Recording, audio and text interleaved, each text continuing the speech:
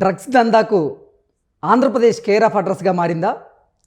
తెలంగాణలో డ్రగ్స్ విషయంలో తీగలాగితే ఆంధ్రప్రదేశ్లో డొంక కదిలిందా? తెలంగాణలో పట్టుబడ్డ ఆ డ్రగ్ ముఠాకు వైఎస్ఆర్సీపీ నేతకు సంబంధాలున్నాయా అంటే అవుననే సమాధానం ఇస్తున్నారు కొంతమంది రాజకీయ విశ్లేషకులు. ఇక ఇదే అంశానికి సంబంధించి మనతో మాట్లాడేందుకు ప్రముఖ రాజకీయ విశ్లేషకులు, ప్రముఖ సీనియర్ జర్నలిస్ట్ సిఎస్ రావు గారు మనతో ఉన్నారు. ఆయనతో మాట్లాడదాం. Sir hi sir. Hello Krishna. Sir, హైదరాబాద్లో ఒక డ్రగ్ ముఠా అయితే బయటపడింది. దాని మూలాలు ఆంధ్రప్రదేశ్లోని వైఎస్ఆర్సీపీ నేతల్లో ఉన్నట్లుగా తెలంగాణ పోలీసులు గుర్తించారు. వాళ్ళని అదుపులోకి తీసుకునేటువంటి ప్రయత్నం కూడా చేస్తున్నారు. వారిని అరెస్ట్ చేయబోతున్నట్లు కూడా ఒక వార్త చేశారు, కూడా అరెస్ట్ చేశారు, విచారిస్తున్నారు తెలంగాణ పోలీసులు ఒక ముఠాని అరెస్ట్ చేశారు ఒక 4 days బ్యాక్. డ్రగ్స్ ముఠాని అరెస్ట్ చేస్తే ఆ డ్రగ్స్ ముఠాలో వైఎస్ఆర్ కాంగ్రెస్ పార్టీకి సంబంధించినటువంటి ద్వారకా నుడా చైర్మన్, నెల్లూరు జిల్లా నుడా చైర్మన్, ఆయన ద్వారకా పేరు ద్వారకానాథ్, ముక్కాల ద్వారకానాథ్. ఆయన వాళ్ళ అబ్బాయికి సంబంధించిన ప్రేమ్చంద్ అనుకుంటా అతని పేరు. వాళ్ళ అబ్బాయితో పాటు అతని స్నేహితులు అందరూ దొరికారు ఒక సర్వీస్ అపార్ట్మెంట్లో. ఓకే, దీంతో తెలంగాణలో డ్రగ్స్ వ్యవహారం మీద విచారణ జరిపితే ఇక్కడ తీగలాగితే డొంక ఎక్కడ కదిలింది?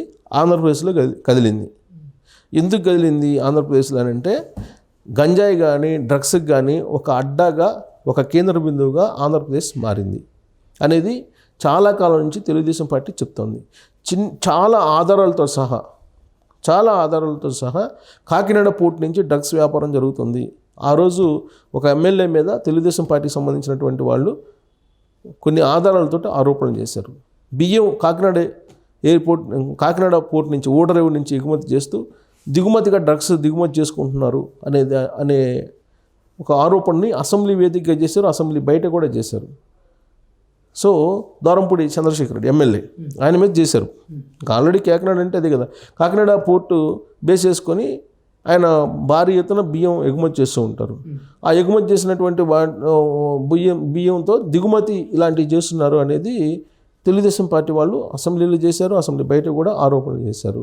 సో డ్రగ్స్కి సంబంధించినటువంటి ఒక పెద్ద హబ్గా ఆంధ్రప్రదేశ్ మారింది అనేది ఫస్ట్ నుంచి తెలుగుదేశం పార్టీ చెప్తోంది. కేవలం డ్రగ్స్ కొకైనే కాదు, విజయవాడలో కూడా తేలింది. విజయవాడలో కూడా ఆ మధ్యకాలంలో ఒక అడ్రస్కి వెళ్తే ఆ అడ్రస్లో ఈ డ్రగ్స్ సంబంధించినటువంటి అడ్రస్ దొరికింది విజయవాడలో. సో కాబట్టి ప్రతి చోట్ల కూడా ఆంధ్రప్రదేశ్లో ఈ డ్రగ్స్, మత్తు పదార్థాలకు సంబంధించి కొకైన్ కానీ ఇవన్నీ, అలాగే గంజాయి పెద్ద ఎత్తున ఆంధ్రప్రదేశ్ నుంచి సరఫరా అవుతుంది అనేది సరిహద్దు రాష్ట్రాల్లో ఉండేటువంటి వాళ్ళు, ఆ సరిహద్దు రాష్ట్రాల్లో ఉండేటువంటి పోలీసులు అనుమానిస్తున్నారు. ఆ మేరకు సరిహద్దుల్లో ఒక భారీగా తనిఖీలు చేస్తున్నారు.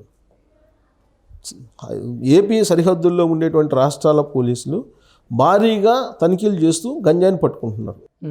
సో రీసెంట్గా ఇప్పుడు రేవంత్ రెడ్డి ముఖ్యమంత్రి అయిన తర్వాత తెలంగాణ ప్రభుత్వం ఒక సీరియస్గా ఒక నిర్ణయం తీసుకుంది. మత్తు పదార్థాలు లేనటువంటి తెలంగాణ రాష్ట్రం కావాలి నాకు అని చెప్పి రేవంత్ రెడ్డి ఒక ఆదేశం జారీ చేశారు. ఆ మేరకు పోలీసులు బాసులు కూడా అందరూ చాలా స్ట్రిక్ట్గా, చాలా ప్లాన్డ్గా తనిఖీలు చేస్తూ వాళ్ళు ఈ డ్రగ్స్ని అమ్మేటువంటి వాళ్ళు, సరఫరా చేసేటువంటి వాళ్ళు, తీసుకునేటువంటి వాళ్ళు, వీళ్ళందరి మీద నిఘా పెట్టారు. అలాగే గంజాయి సరఫరా చేస్తున్నటువంటి వాళ్ళ మీద కూడా నిఘా పెట్టారు. ఈ క్రమంలో గంజాయి సరఫరా చేసేటువంటి ముఠాని ఆంధ్రప్రదేశ్ తెలంగాణ సరిహద్దుల్లో పట్టుకోవడం జరిగింది. అలాగే ఒక సర్వీస్ అపార్ట్మెంట్లో హైదరాబాద్లో డ్రగ్స్ తీసుకుంటున్నటువంటి వాళ్ళ ముఠాని పట్టుకోవడం జరిగింది. సో ఈ ఇన్వెస్టిగేషన్ చేసినప్పుడు ఈ ప్రేమ్చంద్ అనేటువంటి అతను బర్త్డే సందర్భంగా వాళ్ళ ఫ్రెండ్స్ తోటి కూడి ఆ రోజున ఈ డ్రగ్స్ తీసుకొని పార్టీ చేసుకుంటున్నారు అనేది పోలీసుల వద్ద ఉన్నటువంటి ఇన్ఫర్మేషన్. అందుకే వాళ్ళని అదుపులోకి తీసుకొని విచారించి ఎవరు ఈ ప్రేమ్చంద్ ఎవరు అని చెప్పి ఇన్వెస్టిగేషన్ చేస్తే వైఎస్ఆర్ కాంగ్రెస్ పార్టీకి సంబంధించినటువంటి నుడా చైర్మన్ ద్వారకానాథ్ కుమారుడు అని తేలింది. సో ఇక్కడ కొత్తగూడ శ్రీనివాసరెడ్డి కొత్తగా హైదరాబాద్ సిపి అయ్యారు. ఆయన చాలా స్ట్రిక్ట్ ఆఫీసరు. ఇంతకుముందు నెల్లూరులో కూడా ఆయన ఎస్పీగా చేశారు. సో ఆయన బ్యాక్గ్రౌండ్ చూస్తుంటే కనుక ఎక్కడ కాంప్రమైజ్ గారు, ప్లస్ చాలా స్ట్రిక్ట్ ఆఫీసర్, అందుకే రేవంత్ రెడ్డి ఆయన అపాయింట్ చేశారు. సో ఆయన డ్రగ్స్ మీద చాలా డ్రైవ్ చేస్తున్నాడు. డ్రగ్స్ ఎక్కడ ఉన్నాయి, డ్రగ్స్ తీసుకునే వాళ్ళు ఎవరు, సరఫరా చేసేవాళ్ళు ఎవరు, అసలు ఎలా జరుగుతుంది, ఆన్లైన్ బేస్డ్ జరుగుతుందా, లేదంటే బై హ్యాండ్ జరుగుతుందా, లేదంటే ఎక్కడైనా నిల్వలు ఉంచారా, టాలీవుడ్కి కూడా ఒక వార్నింగ్ ఇచ్చాడు ఆయన. ఇప్పటివరకు జరిగిపోయింది. ఇక నుంచి కనుక మీరు కనుక చట్ట వ్యతిరేకంగా ఈ డ్రగ్స్ లాంటివి కనుక తీసుకున్నట్టు తేలితే చట్ట ప్రకారం శిక్షించబడును. సో దీంట్లో ఎవరిని పెద్దవాళ్ళని చిన్నవాళ్ళని చూసేది లేదు, ఎవరైనా సరే ఒకటే, ఎవరినైనా శిక్షిస్తామని చెప్పి చాలా క్లియర్గా Kothakota Srinivasa Reddy CP, Hyderabad CP warning ఇవ్వడం జరిగింది, చెప్పడం కూడా జరిగింది. ఆ క్రమంలో ప్రతి చోట అన్ని చోట్ల అణువణువున ఎతుకుతున్నారు, మొత్తం ఇన్వెస్టిగేషన్ చేస్తున్నారు, అణువణువున ఎతుకుతున్నారు. ఆ క్రమంలో పట్టుబడినటువంటి ముఠానే ఇది. సో అంటే వైఎస్ఆర్ కాంగ్రెస్ పార్టీకి సంబంధించిన నేత కుమారుడు అని అంటే గతంలో తెలుగుదేశం పార్టీ వాళ్ళు ఏదైతే ఆరోపణలు చేశారో ఆ ఆరోపణలకు అనుగుణంగా ఈ లింక్ అయితే దొరికింది కదా. గతంలో వైఎస్ఆర్ కాంగ్రెస్ పార్టీకి సంబంధించినటువంటి కొంతమంది నేతల మీద ఆరోపణలు చేసింది తెలుగుదేశం పార్టీ. ఏమైనా డ్రగ్స్ సరఫరా చేస్తున్నారు, మొత్తుపద ఈ గంజాయిని ప్రతి గ్రామానికి గంజాయి ముఠాన్ని ఏర్పాటు చేశారు, గంజాయి మొత్తంలో యువతను ముంచెత్తుతున్నారు అని చెప్పి వాళ్ళు కొన్ని ఆధారాలతో సహా చెప్పారు. పైగా ఇప్పుడు ఉన్నటువంటి వాలంటీర్ వ్యవస్థ ఏదైతే ఉందో ఆ వ్యవస్థ కూడా ఈ గంజాయి సరఫరా వెనుక ఉంది అనేటువంటి ఆరోపణలు కూడా తెలుగుదేశం పార్టీ చేస్తూ వచ్చింది. సో ఇక్కడ గంజాయి మొత్తం మారుమూల గ్రామాలకు కూడా వెళ్ళింది ఆంధ్రప్రదేశ్లో అనేది అందరికీ అక్కడ తెలిసినటువంటి అంశమే. దాని మీద అక్కడ ఉన్నటువంటి పోలీసులు ఏమైనా చర్యలు తీసుకుంటారంటే పకడ్బందీ చర్యలు తీసుకోవట్లేదు కనుకనే ఇతర రాష్ట్రాలకు కూడా తరలిస్తూ ఉన్నారు గంజాయిని. గంజాయితో పాటు ఇప్పుడు డ్రగ్స్ కూడా వచ్చింది. ఇప్పుడు మరి ఇతని కుమారుడికి వైఎస్ఆర్ కాంగ్రెస్ పార్టీకి సంబంధించినటువంటి నుడా చైర్మన్ ఎవరైతే ఉన్నారో ద్వారకానాథ్, అతని కుమారుడికి ఎలా వచ్చింది, ఆ డ్రగ్ ఎలా వచ్చింది? ఆ డ్రగ్ వైఎస్ఆర్ కాంగ్రెస్ పార్టీ లీడర్లు ప్రమేయం లేకపోతే, లేదంటే కొంతమంది సరఫరా చేస్తున్నారని తెలుగుదేశం పార్టీ వాళ్ళు చేసిన ఆరోపణలకు అనుగుణంగా అనుమానిస్తే పోలీసులు ఈ లింక్ దొరికింది కాబట్టి బహుశా తెలుగుదేశం పార్టీ వాళ్ళు చేసినటువంటి ఆరోపణలు నిజమేనేమో అనేటువంటి అనుమానం అయితే ఇప్పుడు సహజంగా వస్తుంది. సో కాబట్టి ఒక హబ్గా హైదరాబాద్ ఉంటే సరఫరా చేసేటువంటి కేంద్రంగా ఆంధ్రప్రదేశ్ మారిందనేది ఇప్పుడు పోలీసుల యొక్క అనుమానం. అందుకే ఇప్పుడు ప్రతి అణువును కూడా సరిహద్దుల్లో అన్వేషిస్తూ ఉన్నారు. సరిహద్దుల్లో అసలు చీమ చిట్టుకుమన్నా కానీ తెలిసిపోయేలా హైదరాబాద్ సిపి కానీ లేదంటే తెలంగాణ పోలీసులు కానీ అప్రమత్తం అయ్యారు. ఆంధ్రప్రదేశ్ నుంచి వస్తున్నటువంటి మత్తు పదార్థాలని కట్టడి చేయాలి అనేటువంటి ఒక నిర్ణయం తీసుకున్నారు.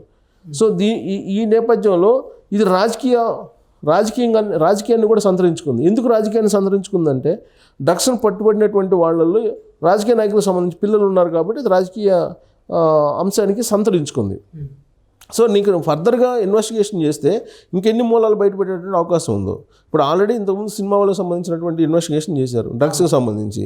సినిమా వాళ్ళందరినీ అగ్ర నేతలు, అగ్ర హీరోలు, అగ్ర దర్శకులు, నిర్మాతలు వీళ్ళందరినీ విచారించారు ఒక మూమెంట్లో. వాళ్ళ మూమెంట్లో విచారించిన తర్వాత అసలు డ్రగ్స్కి సంబంధించినటువంటి ఫైలు మూవ్ అయ్యేటటువంటి క్రమంలో ఆ డ్రగ్స్ ఫైల్నే మాయం చేయడం జరిగింది గత ప్రభుత్వం. సో కాబట్టి దీన్ని సీరియస్గా తీసుకున్నారు. మన అసెంబ్లీలో కూడా రేవంత్ రెడ్డి ముఖ్యమంత్రి హోదాలో ఆయన డ్రగ్స్ లేని రాష్ట్రంగా మారుస్తాము, అందరూ సహకరించిన విపక్షాలు కూడా అని చెప్పి ఆయన పిలుపునివ్వడం జరిగింది. సో ఆ క్రమంలో చేసినటువంటి తనిఖీల్లో బయటపడేటువంటి అంశం ఏంటంటే వైఎస్ఆర్ కాంగ్రెస్ పార్టీకి సంబంధించిన లీడర్ల పిల్లలే డ్రగ్స్ తీసుకుంటున్నారు అనేది బయటపడింది హైదరాబాద్ కేంద్రంగా చేసుకుని. కాబట్టి ఇంకా దీని మూలాలు ఎక్కడెక్కడ ఉన్నాయి అనేది ఇప్పుడు హైదరాబాద్లో ఉండేటువంటి పోలీసులు కానీ లేదా తెలంగాణ పోలీసులు కానీ ఇన్వెస్టిగేషన్ చేస్తూ ఉన్నారు. సో ఇప్పుడు ఒక్కళ్ళే బయటపడ్డారు, ఇంకా మిగతా వాళ్ళు ఏమైనా బయటపడతారేమో చూడాలి. సో గతం నుంచి తెలుగుదేశం పార్టీ వాళ్ళు అనేక ఆరోపణలు చేశారు. విజయవాడ కేంద్రంగా చేసుకుని డ్రగ్స్ అడ్రస్ ఉంది, గుజరాత్ పోర్ట్ నుంచి డైరెక్ట్గా విజయవాడ అడ్రస్లో ఉండేటువంటి ఒక కంపెనీకి వస్తున్నాయి అనేది విజయవాడ పోర్ట్ నుంచి, గుజరాత్ పోర్ట్ నుంచి. సో ఆల్రెడీ కాకినాడ పోర్ట్ నుంచి జరుగుతుందని చెప్పి తెలుగుదేశం వాళ్ళు చెబుతున్నారు. కాబట్టి ఈ మూలాల మొత్తాన్ని కూడా కదిలించేటువంటి ప్రయత్నం తెలంగాణ పోలీసులు చేస్తున్నారు. ఆ క్రమంలో వైఎస్ఆర్ కాంగ్రెస్ పార్టీకి తగిలింది అది. Okay sir, thank you so much. Thank you.